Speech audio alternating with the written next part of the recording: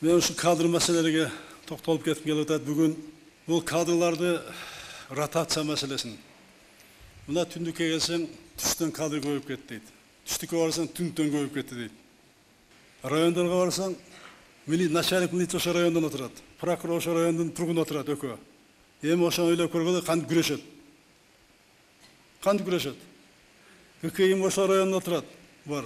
И милициянын 80% ошо райондун балдары. Болсун, а бирок өнүгүүгө бунун терс таасир тиет да. Мына Султан Ибраимов Ошто иштеди, мен 6 жылда губернатор иштедим Ошто, 6 жылга жакын. Чоң алайга, алайкууга, карак алай кайерге барба, нока түзгөнгө. Султан Ибраимов дегенде чайын кое коюп. Чайын кое сөз айтышат аксакалдар бар деп. Мен куракта менен жогоркулар. Үчүн дегенде чүйдүн кулуну Ошко барып иштеп, ошондон тууган достап, таза жакшы иштеп берген. Сүйүнбаев иштеди. Арыстанбек Дүйшеев мына мен атам менен жашынан дос болуп жүргөндө ушуга чейин айтышат. Бейше Жапаров дегендер. Мына Айдаралиев деле иштеди, Таластан деле көп кишилер иштеди мына. Ишимовдор мынакей депутат болуп сактан, биринчи секретарь болду.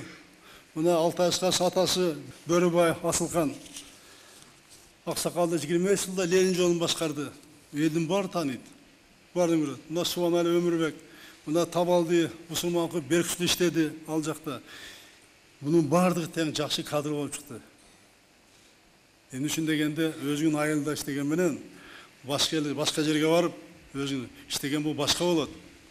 Сак болот, даярданат, иштейт. Андан эртеңге тууганым келип куткарып коет дебейт.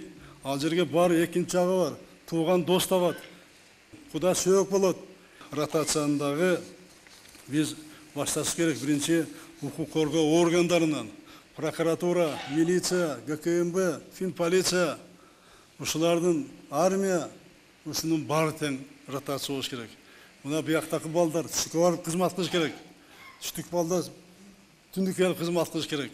Бул элди да бириктирет. Профессионал катары таш алганда абдан жардам берет. Мамлекеттеги иштин жүрүшүнө дагы бул абдан чоң таасирин тиет.